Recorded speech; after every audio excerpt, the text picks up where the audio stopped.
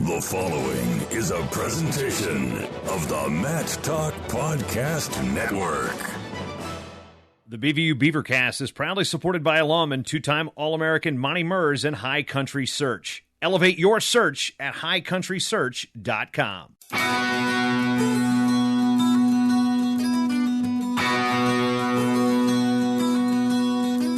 Welcome to the Lodge. It's time to settle in for the Buena Vista Wrestling Beavercast. Join host Jason Bryant and head wrestling coach Jeff Brees as we talk all things BV wrestling.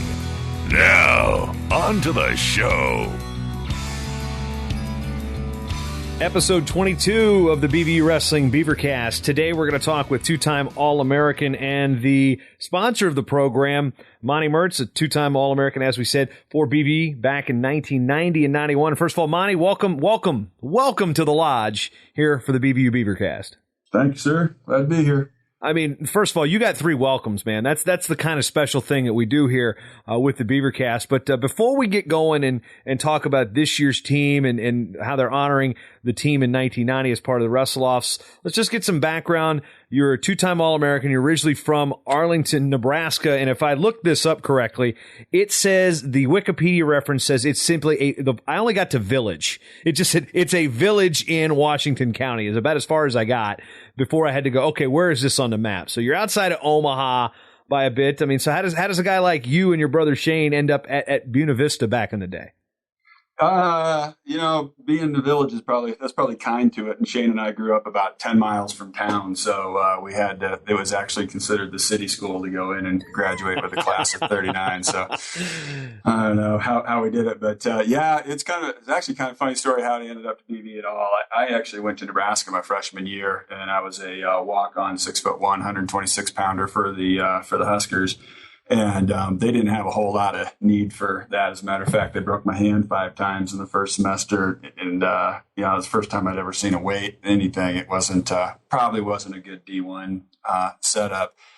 And my brother Shane is a year younger than me. Was when he went off to school, he got recruited by some schools, and Baxter had him up for a visit, and he didn't have a way to get up there. So I told him I'd give him a ride. I had no intentions of, I kind of hung it up after halfway through I got done first semester.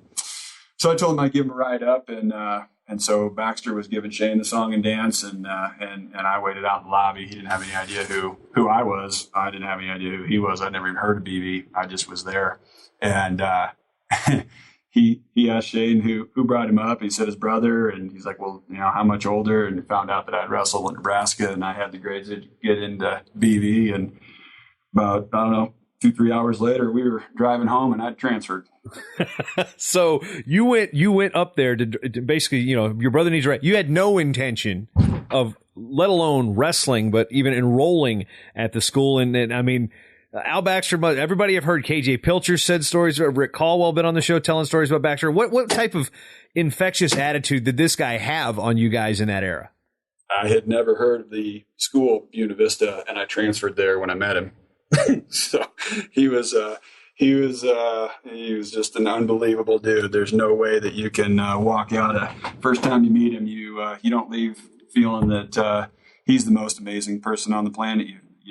You feel like you are, and man, he changed my life. Now, when you're going from Nebraska, I mean, why enroll in Nebraska to walk on anyway? I mean, what was the desire there for Division I wrestling at the time? I had kind of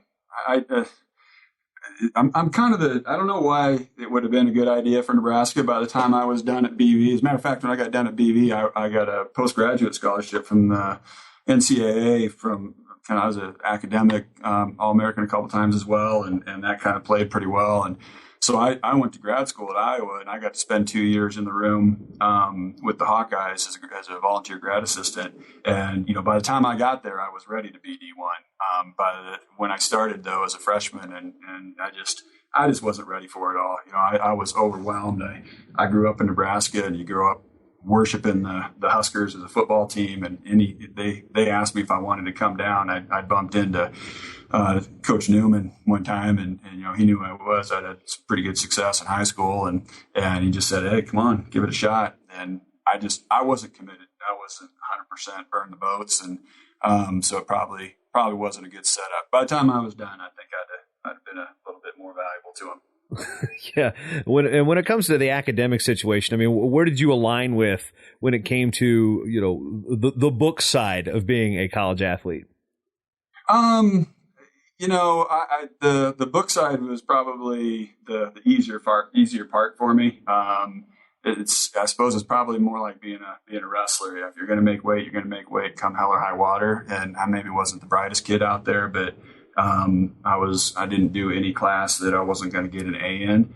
So if I had to study until 3:00 in the morning, then so be it. And, I think I owe a lot of it to the athletics because, when you're trying to make weight, you're not out screwing around and drinking and being a dipshit, which I'm very capable of being in the off season. So I think it was a nice compliment. I think all of us have been there in that part. At least some of us that were definitely those that weren't the college athlete. When I'm raising my hand since you can't really actually see this because this is audio. But now, following graduation, you got the post grad scholarship. And you're heading down to Iowa City. And when does the idea to build businesses start? I mean, when did the spirit of being in business, right, with your high country search right now? I mean, where did those thoughts get planted, and when did they start to blossom? It's more of I'm out in Denver. I'm in the recruiting industry, executive search. I've been doing it since I moved out here in '94. I graduated from BV in '91. I went to Iowa for a couple of years and got my MBA. So I hit the market at '93 and spent a year doing a couple short stints in Kansas City and Omaha for a sales company. And I just decided it was time for me to do something different. My 6 best friends in high school married each other, and I'm like, you know what, you guys do that, and I'll go ahead and check out the rest of the world. And so I just wanted to move to Colorado. I had ridden on the back of a garbage truck. That's what would have got me out here. And but I sat down to an interview to be a recruiter, and the guy said, do you want to do this? And I'm like, sure, I'd love to. I said, well, you think you'd be any good at it? I said, hell yeah, absolutely. Well, why would you be good at being a recruiter? And I said, well, I didn't understand really what a recruiter was at the time. And I said, well, you said takes hard work. I'm a farm kid. You got to be smart. I got good grades. You got to be competitive. I was a college wrestler, All-American a couple times. Not gonna back down on that. You need to be a leader. I've individual sport, but I was a captain of every team I was, eventually the captain of every team I was ever on. And so, yeah, I mean, based on, you said you got to be that, that's what I am. And it was funny because he said, that's interesting because most people say something like, I'm a people person or something like that. And he's like, it's the people that screw everything up. You sound like pretty grounded, pretty get after it type guy. So the job's yours. And so I got into recruiting and it just clicked. It was just kind of a common sense thing that worked for me. And I spent about 3 years with the first kind of big national company. And then spent about 5 years as I started opening offices for another company and became a VP when I was 27 years old or something silly. And after 8 years of doing it for the Nationals, I just said, it's kind of time for me to try and do this on my own. I kind of figured out not only what to do, but what not to do. And, I can't thank Al Baxter and BV and all my buddies who pushed me and made me what I am for, without all that kind of stuff, never would have made it this far. Yeah, and for those who are unfamiliar with what it is, like, for example, I've had non-traditional jobs my entire career. I mean, I worked at a newspaper when I was 17 years old. So, I walked in, basically somebody told me there was an opening, so I went and filled out an application, and then my jobs have been now, whether or not I'm running my own shop or, work, knowing somebody through knowing somebody. My wife works in more of the corporate industry, so she kind of is more familiar with the recruiting side. But for those who are in that mix of like, okay, what does a recruiter do? I mean, it's, we know Army recruiters, we know military recruiters, we know college recruiting. What does a recruiter actually do, and what does your company actually do to facilitate such things? Well, basically, recruiting it's a pretty simple deal. There's candidates who are people who want jobs. There are clients, which are people and companies that need a specific person. And, the clients have a couple options. They can hire someone right out of BV and train them and bring them up to speed in about a year. They have somebody. So that's what most new grads do. But there's others who kind of need a plug and play, and they'll say, hey, I need a left-handed albino midget. If you find that person for me, I'll pay you. If you don't, I can find somebody else on my own that isn't a plug and play. So that's about the simplest form of what recruiting is. They tell us exactly what they want, and on a contingent basis, meaning I don't get paid unless I find one, then we go out and try and find it. So I do about 90% of my work for free, and every once in a while I get lucky and get paid for it. So for lack of a better term, it's like a real estate agent for people. Pretty much. I'm a headhunter. I go find people, and if I can't find them, then I don't get paid for it. So I'm a bounty hunter. But and then what high country? High country is something I've been running this for about 15 years. I got promoted and fired all in one day. Lady was giving me a promotion into something that I didn't think I'd be as good at it. And I said, well, what if I don't want to do that? She said, she was shaking her head, said, we'd have to give you a severance package, and you don't want that, do you? And she was shaking her head no. And I was nodding my head yes, and said I'd go ahead and do that. And so I was really trying to just start a one-man company where I would just go out and be a lone wolf and find people and just be left alone to do my thing. And I just got busy and I needed some more help. So I hired somebody, and he never quit. He's still here. And we got busy again. And so I hired somebody else, and she never quit. And 15 years later, we got, there's about 30 of us we do a finance and accounting, permanent placement of finance and accounting here in Denver. We do oil and gas on a national level of kind of upstream land engineering, geology type stuff. Have an IT group, have a staffing group, which puts out temps. We run about 100 temps a day that are out working and different stuff. And we just opened up another division that does dental placements, dentists and hygienists and dental assistants and such. So it's just kind of spreading, and not much you can do about it at this point. I kind of have that D3 mentality of just kind of pack a lunch and just keep doing it day after day consistently, and that seems to have worked out all right. Yeah, so because I'm a one-man shop here, so you're saying that in 15 years I could have 30 people working on podcasts underneath me. I don't know. And I don't even know if that's really what you want, but it could be. I don't know if I'd wish that on my worst enemy or just depends on the day, right? It's a lot of production. Now, from my curiosity here is I spent 3 years in Colorado Springs. My daughter was born in Denver. So whereabouts within the Denver metro do you guys consider your home? It's not like I'm looking for an exact location of your office to come in and be like, hi, Monty. But, for those familiar with Colorado and Denver as a whole, I mean, where are you at in the city, and what's awesome about Denver? Where I live on the west side of town. If anybody's ever been to Red Rocks to a show or seen the U2 concert the U2 video from the 80s where they're spinning around, I can see that off my back porch, and I can hear Red Rocks going every night and seeing the laser shows and stuff. So that's not such a bad thing. I see the sunset over the mountains every night, and I kind of giggle myself to sleep every night. And then where our offices are in Wash Park, which is kind of the middle of everything, kind of like Lincoln Park in Chicago. Wash Park in Denver is where all the kind of young urban professionals live and work. And we're not too far from downtown, pretty close to Coors Field where the Rockies play, and Pepsi Center and Mile High or Sports Authority or whatever the hell they're calling it these days. So kind of in the middle of it. It's about a 45-minute commute, which you don't have to do in Iowa these days anymore. But that's maybe the only downside of being out here.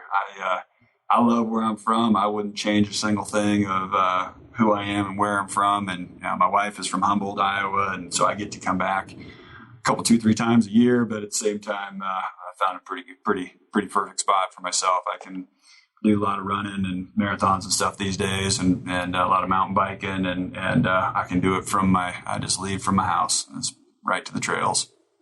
Yeah, because just doing some knowing where Red Rocks is, never made it to a show out there while I was out there, so I'm kind of disappointed there. But knowing the fact that I haven't spent a lot of time in Denver when my daughter was born there, so it was like, okay, yeah, I mean, the Rockies games and I went to a Broncos game. So, I mean, definitely it's a great place to live. The one reason I know we had to leave is because, well, basically, when you're on an island and you're working wrestling and your wife's from Minnesota and nobody else you know is there, we had to we shuttled back to the great state of Minnesota. But I tell you this, the state of Colorado, a tremendous place to live. So I definitely don't fault you for wanting to go to Denver by any means. Now, as we talk about this year's BV season, Coach Jeff Brees is going to honor the 1990 team. And with that 1990 team, you were part of that, one of 5 All-Americans that really, is one of the signature programs in BV in any sport. And, just talk about that year 90 that, you placed 6th at 158 pounds. You guys, Rick Caldwell, who has been on the show, he was 3rd at 190 pounds, the highest place winner that year. I mean, what was special about that 90 team? And what's it like to be brought back and honored by the, we're talking 20 something years later by the coach that's, he was just still a kid when you guys were doing all these things. It was really cool. I think, the probably the 89 team is what made the 90 team. Rick Caldwell was definitely the big guy for us. And the year before was when Davy Jordan had won nationals. And, I remember when I showed up in 89 and, I think Brett Sweeney, but I don't know, a few weeks into wrestling, into practice, because I hadn't done anything in Nebraska. I got hurt and really didn't get through any practices or whatever. I remember Sweeney asking me, why are you here?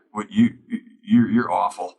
There's no, we didn't have the kind of competition in Nebraska high school as that everybody was used to in Iowa, and I was pretty bad. And for some reason, Davey and Ricky took me under their wing and said, hey, just I think I didn't have a whole lot of talent, but a lot. I was pretty scrappy, I would say, and just whatever it took to do it, I was going to do that. And those two guys absolutely took me under their wing and kind of brought me along. And I didn't know any better. I honestly, I didn't start out even wrestling varsity in '89, and by the time I got to the to the conference, where I didn't qualify my first year, which was really my sophomore year. I didn't qualify, but I was the first alternate that didn't make it, and come to find out, everybody that made it around me, they were all All-Americans, and when you wrestle in the Iowa Conference, it's pretty you're pretty much going to have 2 or 3 All-Americans, or at least at 58 those days, every tournament, and having Kurt Chesmore was our 26 pounder, and Robbie Seal was our 34 pounder. I can't think who all. Greg Hoeing was at 77. Ricky was at 90. That you kind of got your ass kicked every day, and if you weren't getting your ass kicked, you were probably kicking somebody else's ass and making them, toughening them up. And so, by the time we got out there, I think we took 6 people to nationals, and that was my sophomore year. It was Tommy Mashik's freshman year, and he was the only. I think that was Brett Christensen was with us, probably 7 people that qualified. And anyway, I just think that the quality in that room was so deep, and the quality in the room for a few years leading up to that was so deep. There are just so many of the older guys. And I think that's the big challenge for Coach Brees is that, it's when you're building a program like this, if you don't have 3 guys from the last year that were All-Americans showing people that, hey, you can do this. That's the biggest thing. I never, ever would have had that kind of success if I didn't, have some guys pushing me. I went to nationals just going through. As a matter of fact, I made it. I won my quarterfinal match and blew my knee and I had to default down to 6th. I never even got to wrestle in the semis. So, that's probably one of the highlights of my career was placing that year, and also one of the lowlights because I never got to see what would have happened. So pretty frustrating, to be honest with you. Yeah, because I'm looking through the place winners that year, and there's a couple things that jump out to me. One, you've got some of the traditional powers that they're the teams that are still at the top 10 today. Your Whitewaters, your Ithacas, your Del Val's, your Cortland States, and then you've also got the Iowa schools, Central, Simpson, BV in there. I mean, it's like as much as things change, they still stay the same. John McGovern's in there. I mean, I'm looking at this, and he was the punk. Yeah, he's currently the head coach at Dubuque. So no, he turned out to be okay. I think if I checked the late, he got pretty tough. I was 0-1 against John McGovern, by the way. In case he listens to this. Now, as we moved to 1991, you explained the injury in 90, but in 1991, you do place again, but it's eighth. You don't get the opportunity to reach the semifinal, you didn't have the semifinals the year before. But what was the difference between 90 and 91? Was it just a tougher weight? Was it individual performance, or was it just it's the way wrestling is? Those are the two things that man, you're going right for the throat. Those are the two things that really made me what I made semis my junior year. Blew my knee, just had it scoped. Not a real big deal, but kind of got back up to speed. And then in 91, my senior year, I had no intentions of anything but winning nationals. I think I started out the year ranked second. And at UNO Open, the exact same thing happened. I got my knee wrenched again. Had to have surgery on it a second time. They let me come back and wrestle after Christmas. So I had a leg brace from my ankle, just one of those big gangly 1990s braces from my hip to my ankle, just a big lockout deal. And so I only got, I don't even know how many matches I got, less than 20 probably my senior year, and it was pretty frustrating, to be real honest with you. I had a lot bigger plans for it, and a lot of the guys that I look up to, did better than I did. But I think it kind of those are the kinds of things that make you who you are. I mean, I'm kind of the stereotypical D3 athlete. I was a state runner-up. I wasn't the state champ. I was an All-American. I wasn't the national champ. I'm just walking around pissed off with a permanent chip on my shoulder because of who I thought I could be. So, when you really get into the business side of it, or really anything else in life, I kind of walk around nice and quiet and as pleasant as I can be, but there's a lot of pent up anger. I'm pissed. I'm still mad about it, but that's what keeps you warm at night, right?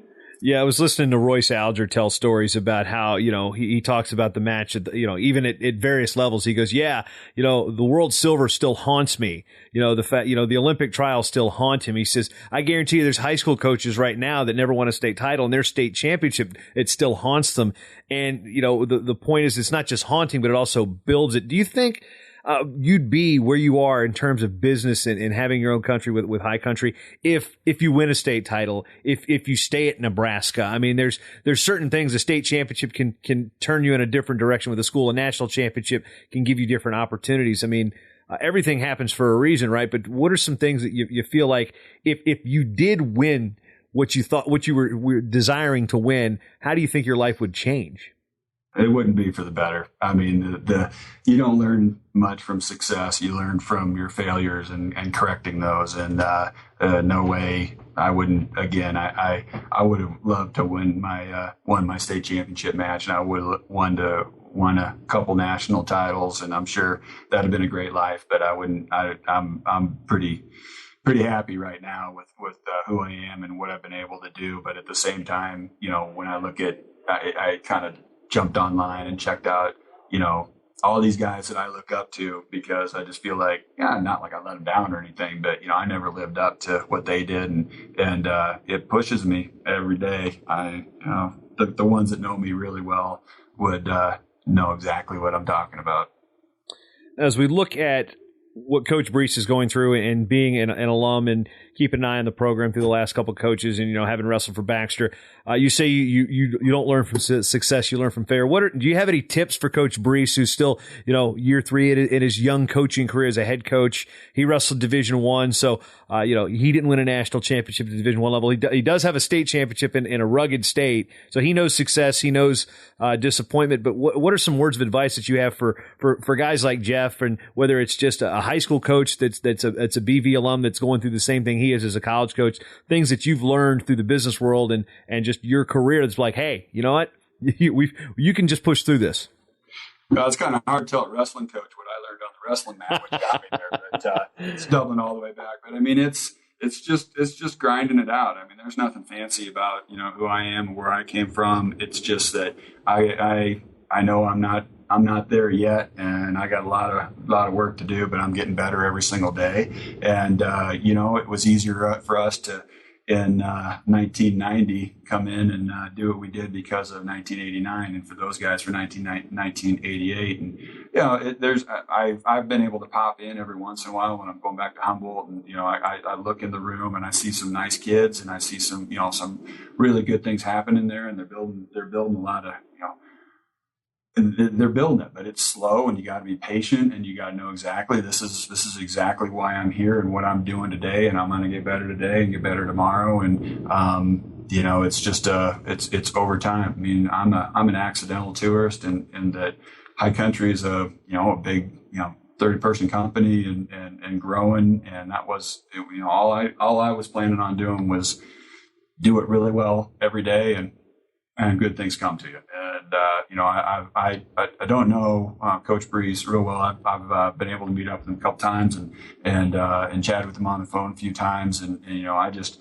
High Country is sponsoring some of these podcasts, and I'm just like, I just want to give the guy a chance. I want to give somebody who has clearly got a plan. I'm really impressed by his organizational skills and his his background. When he was talking about doing these podcasts, I just saw what Coach Baxter did with nothing. I mean, he didn't have any resources, and he just, scratched and clawed and made it work. And I just, it's like Jeff shouldn't be out there trying to sell advertising. He should be in there trying to recruit wrestlers and making them better. So as a matter of fact, I remember, when we were there, we put together some poster that, some slogan or something, a wrestling poster, and we needed advertisements. And I went to John Brown at the bank, who's a former All-American from, I don't know, 80s, who knows when John was there.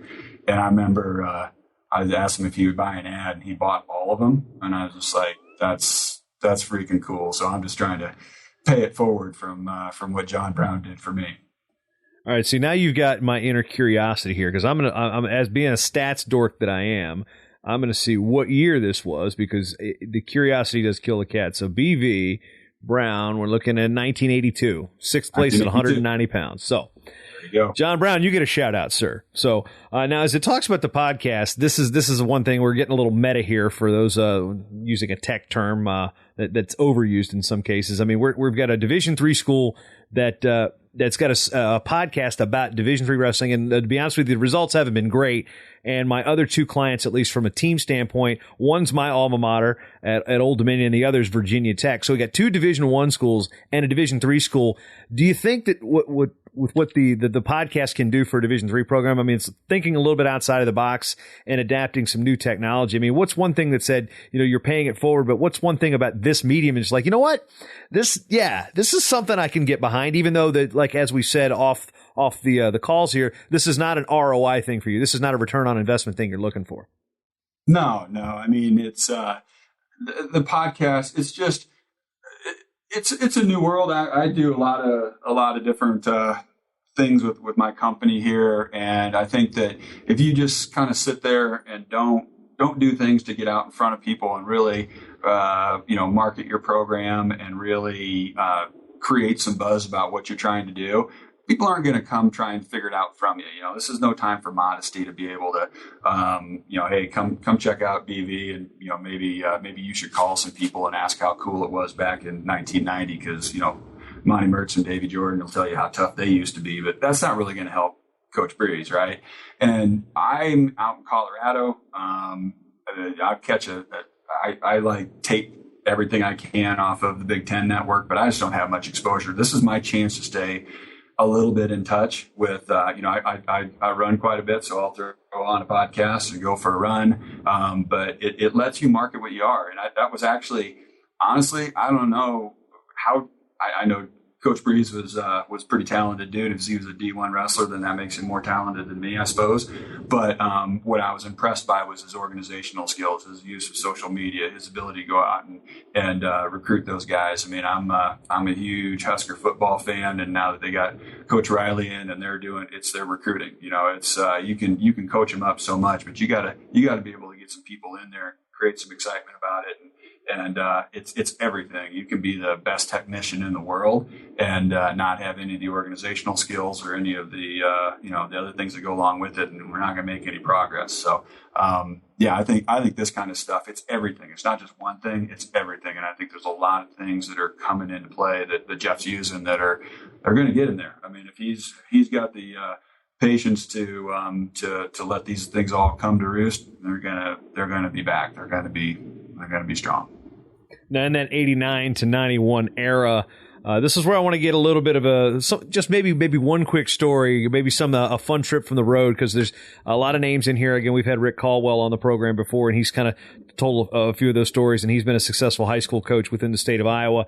You mentioned Davy Jordan in the national championship, but there's got to be one takeaway, one story that from that group, from the era you were there, is like, you know what, this is a story that I can tell about my time at BV that kind of just basically captures everything about what the school, the wrestling program, and the guys meant to me. I could probably get all of them in one story by it, because no one's raised their hand and taken credit for this one. But my senior year at Nationals was that was pretty rough on me. I got 8th, and I wasn't happy with that. And there's so many hilarious stories and great stories, and I just hold them dear in my heart. But when you get once you're done wrestling and you get that one night before you go home, people get after a little bit, tear it up a little bit, and I wouldn't know what you're talking about, sir. I have no idea. Nobody's raised their hand on this one, but I finally went to sleep about 4 o'clock in the morning, which ought to be safe, but it's not. And I woke up, and Coach Baxter had said, no matter what, guys, you guys just be safe and be careful and don't do anything stupid. And, Christ almighty, no fighting, just be safe. So I woke up, I went to sleep probably closer to 5 than 4. And I had everything just kind of, my bag just laying there. So the alarm went off at exactly 8, and the bus was leaving at 8 to drive back to BV. And so I threw my bag over my head and went to jump on the bus, and Baxter grabs me by the shoulder and said, "What did I tell you? What did I tell you to do?" I said, "You said just be careful and we're fine, right?" And he's like, "I said no fighting." And I didn't fight or anything. And they had somebody managed to shave off one of my eyebrows, so it looked like somebody knocked me out. But they just had relieved me of one of my eyebrows, and looked pretty silly and stupid. So anyway, we drove all the way back to BV, and of course they had a big party all set up for us when we got back to BV, and they just dropped us off, and we went straight to the whatever cottage was having the post-national party. And I walked in, and there were, I don't know, maybe 300 of my closest friends with everybody had a Band-Aid over their right eyebrow. That was the theme of the party. That was at Monte. Everybody wanted to look like Monte and look like a dumbass. So, Oh, I love it. That's the stuff I'm looking for. That's the stuff you're only finding here on the BV Wrestling Beavercast. We're digging skeletons out of the closet, folks. But whoever wants to fess up to that one, I'm looking for you. All right. Well, we've talked about Monte Merz, 2-time All-American here from Buena Vista, the man behind High Country Search. And in case you're in that recruiting world, tell us a little bit of where they can find you. Actually, I'll do that for you. It's at highcountrysearch.com out in Colorado. And Monte, hit him up. But Monte, I want to thank you for basically stepping up and sponsoring this program, so I can continue doing this for Coach Brees. Jeff and I have known each other since he was in high school, and believe it or not, when I left the NWCA running Intermat, he was the one who took my job when I left. So there's been a long professional relationship with us. He's crashed on my couch in Pennsylvania. It's just the paths are crossed, and I'm glad that BV's on board for another season. I'm glad that you've stepped up and paid it forward, as you said, to sponsor this program. So I'm personally thankful. No, I appreciate it. Good luck, Coach Brees. Love you, Coach Baxter, and all the boys, and go Beavers.